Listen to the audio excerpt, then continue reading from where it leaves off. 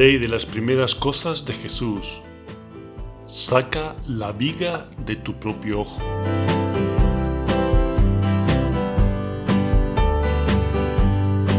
Seguimos con la serie sobre la ley de las primeras cosas de Jesús, donde nos encontramos con pasajes bíblicos en donde nuestro Señor Jesucristo enfatiza algún tipo de acción que un cristiano debería tener como hábito de vida.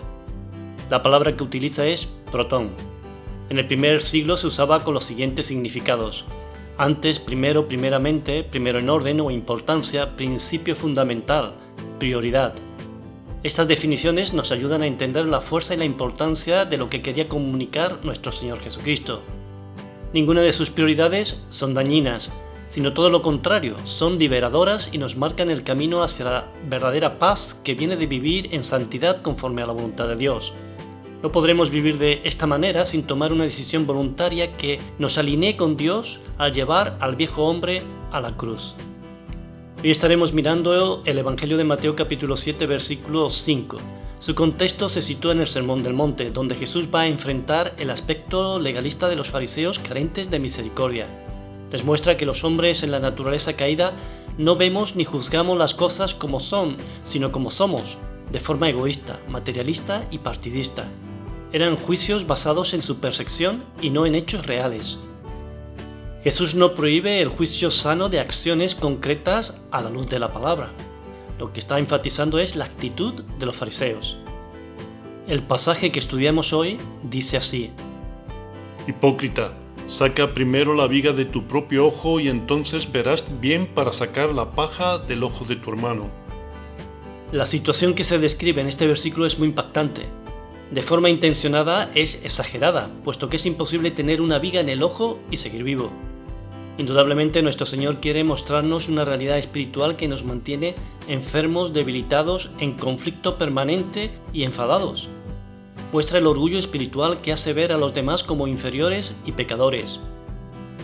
Seguidamente vamos a ver un ejemplo en el que los fariseos juzgaban a los demás. Vamos a oírlo. A unos que confiaban en sí mismos como justos y menospreciaban a los otros, dijo también esta parábola. Dos hombres subieron al templo a orar, uno era fariseo y el otro publicano. El fariseo, puesto en pie, oraba consigo mismo de esta manera: Dios, te doy gracias porque no soy como los otros hombres, ladrones, injustos, adúlteros, ni aun como este publicano.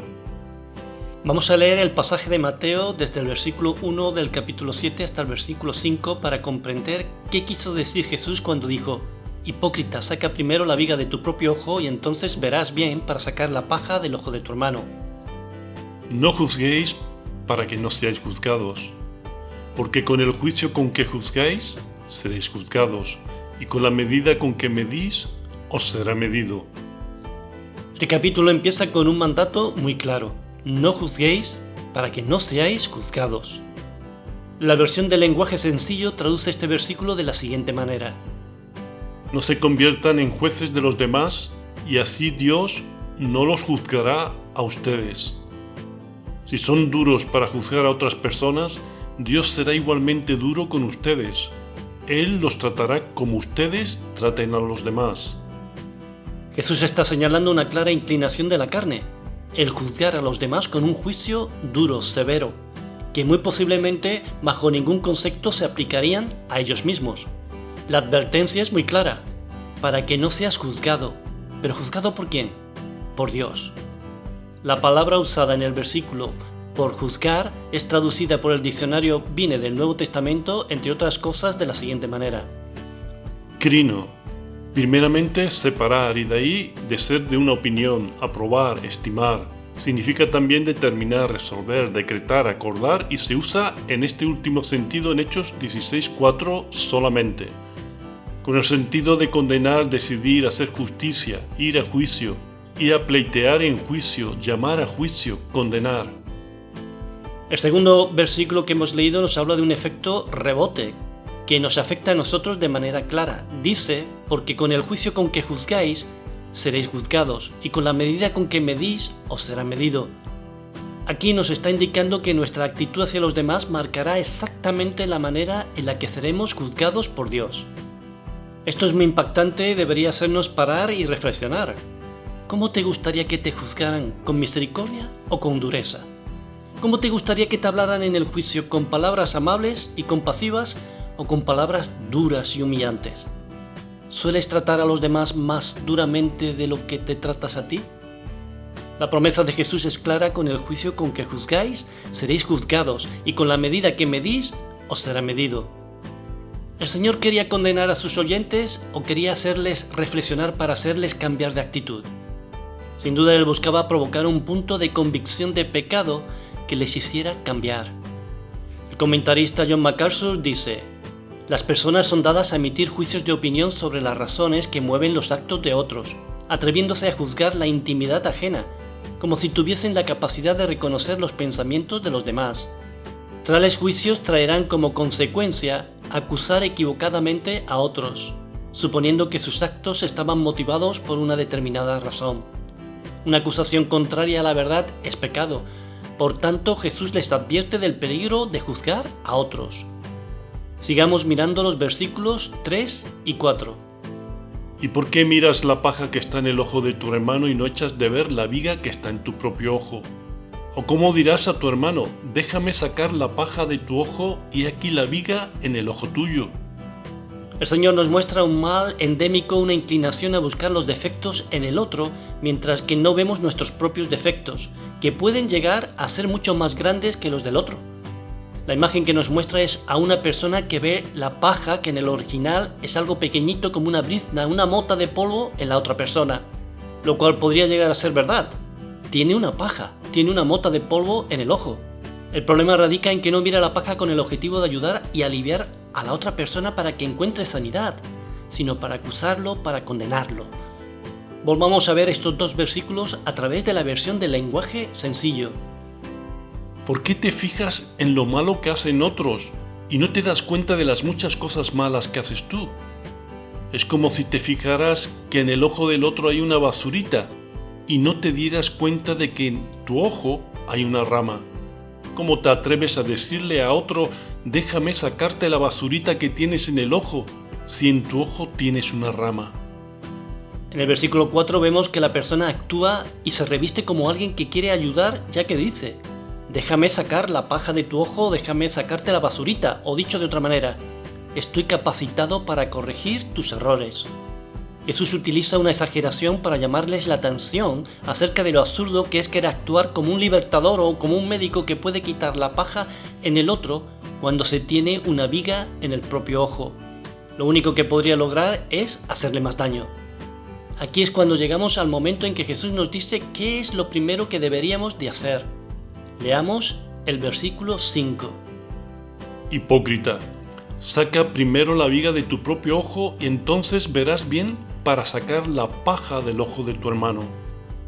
Jesús exclama hipócrita, que era una palabra que proviene del griego antiguo hipócrites, que literalmente significa actor o el que responde. En el contexto del teatro griego, un hipócrites era un actor que interpretaba un papel, es decir, alguien que no era genuino sino que fingía ser otra persona. Con el tiempo, el término evolucionó para adquirir un sentido negativo en la ética y la moral, refiriéndose a una persona que finge tener virtudes, sentimientos o cualidades que en realidad no posee, especialmente en contextos religiosos o morales.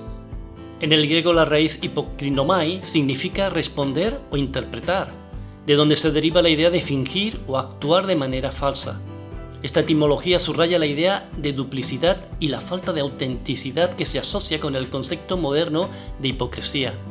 Por lo tanto, Jesús se está dirigiendo a ellos diciéndoles que primero, la primera cosa que deben de hacer para entrar en el camino correcto es sacar la viga del propio ojo, y entonces verán bien para sacar la paja del ojo del hermano.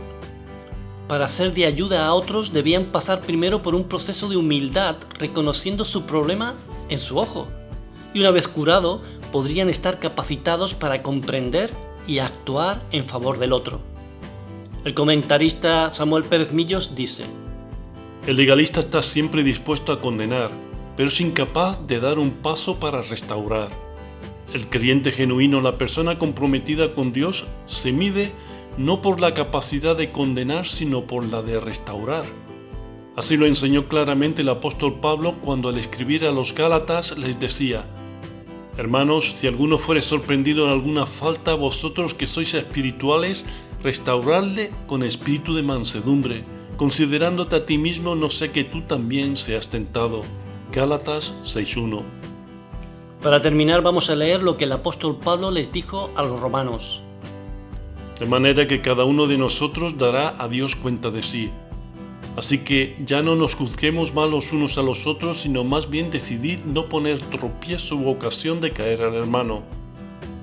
Aquí encontramos la actitud humilde y correcta que demuestra al verdadero creyente que ha tenido un encuentro con Jesucristo como Señor y Salvador. Jesucristo es el único que realmente podría juzgarnos con dureza, y sin embargo, dio su vida por nosotros, perdonándonos de todos nuestros pecados. Cuando comprendamos esta verdad, evitaremos ser legalistas y duros con los demás, sabiendo que seremos juzgados por Dios por nuestra actitud con ellos.